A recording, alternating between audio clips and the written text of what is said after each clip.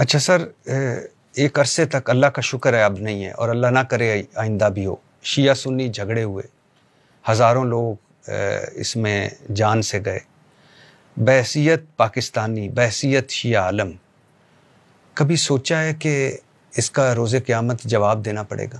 بالکل ایسا ہی ہے. میں تو آپ کی بات میں تائید اور اضافہ کروں گا اور اس بات کو بالا کروں گا کہ سب سے زیادہ تکلیف تو اس مسئلے پر شیعوں نے اٹھائی نا. یعنی ہم نے جنازے سب سے زیادہ اٹھائے. آپ مقدار کے مطابق دیکھیے گا، ریشو نکال کے بات کریں گے تو پھر سب سے زیادہ جنازے ہم نے اٹھائے. مثلا جب اگر ہم اس ملک میں 20 سے 25% ہیں تو 20 سے 25% کے مقدار میں آپ دیکھیں تو انجینئر سب سے زیادہ بے حیثیت مذہب کس کے مارے گئے، ڈاکٹر کس کے مارے گئے، افسران کس کے مارے گئے، مسجدوں میں منبرگاہوں میں دھماکہ کس مسلک کے ہوا، اس کا نقصان تو سب سے زیادہ ہمیں ہوا. لہٰذا جسے اس کا نقصان ہوگا وہ کیسے تائید کرے گا اس کی؟ سب سے زیادہ اتحاد بین المسلمین کی بات تو ایک شیعہ عالم کرتا ہے.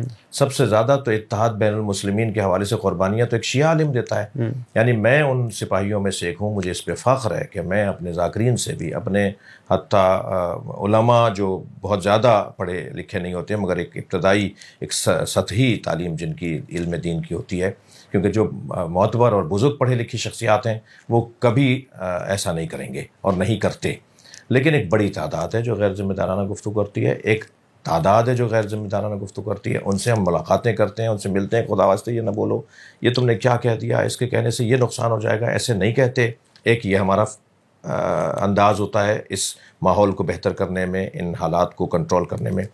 دوسرا انداز یہ ہوتا ہے کہ میں الحمدللہ ان مبلغین میں سے ہوں جو مولانا طارق جمیل کے گھر چل کے جاؤں گا، جو کسی بھی مولانا مفتی تقی عثمانی صاحب کے گھر چل کے جاؤں گا، جاتا ہوں، گیا ہوں. اسی طرح مولانا منیب الرحمان صاحب جب کبھی کسی میٹنگ میں بیٹھیں گے میں اپنی کرسی چھوڑ کے کھڑا ہو جاتا ہوں کہ آپ میرے بڑے ہیں، آپ یہاں بیٹھیں گے میری جگہ. ممکن ہے کہ پہلے ہم آ گئے ہوں تو سیٹ اچھی ہو، نہیں سیٹ ویٹ کیا ہے، تو یہ اصل تو تہذیب ہے.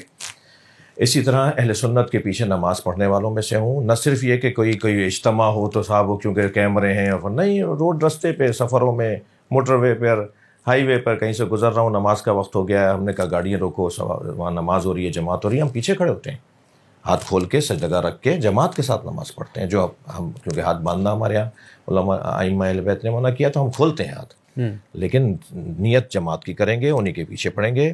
اسی طرح اور کتنی ہی مثالیں ہیں کہ جس کے اندر اس ماحول کو دوبارہ سے بہتر کرنے میں دیکھیں، ماضی میں ہم سب حتیٰ سنی مدرسوں میں شیعہ طالب علم پڑھتے تھے، شیعہ مدرسوں میں سنی طالب علم پڑھتے تھے.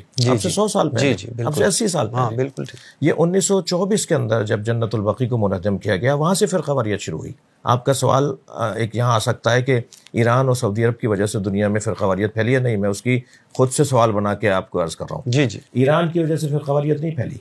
جب 1924 میں جنت البقیع کو منہدم کیا گیا اور کربلا پہ حملہ ہوا، 600 لوگ کربلا میں ایک وقت میں مار دیے گئے امام حسین کے حرم میں، اور وہ سارے آل سعود وہاں سے حملہ کرنے کے لیے آئے اور انہوں نے جنت المعلیٰ کو گرایا، انہوں نے جنت البقیع کو گرایا. وہاں سے فرقہ واریت شروع ہوئی.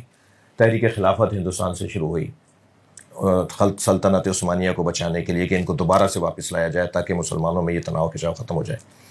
تو یہ جو ماحول اب سے 100 سال پہلے تھا، اب 2025 چل رہا ہے تو آپ 1925 میں جائیں تو 100 سال میرے خیال سے ہم صحیح کہہ رہے ہیں کہ 100 سال پہلے ہمارے اپنے مدرسے کے اندر، میں ایک مدرسے کا محتمم ہوں، اس میں 100 سال، وہ مدرسہ ہمارا تقریباً 100 سال پرانا مدرسہ ہے، اس میں سنی طالب علم پڑھتے تھے.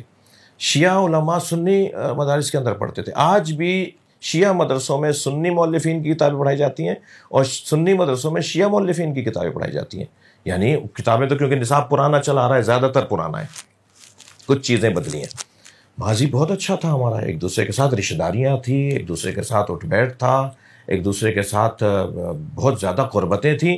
حتیٰ مثلا میں آپ کو ایک موٹی مثال دوں، جوش ملی آبادی اور مولانا مودودی، ایک پکا کٹر شیعہ، ایک پکا کٹر سنی، دونوں میں اتنی گہری دوستی تھی کہ دونوں جب مزاح کرتے تھے نا تو وہ شیعہ سنی والا مزاح کرتے تھے، اور وہ لطیف گفتگو، وہ پیار بھری گفتگو، اور اس کے اندر اشاروں کنایوں میں سب کچھ انہوں نے بھی کہہ دیا، اشاروں کنایوں میں سب کچھ انہوں نے بھی کہہ دیا.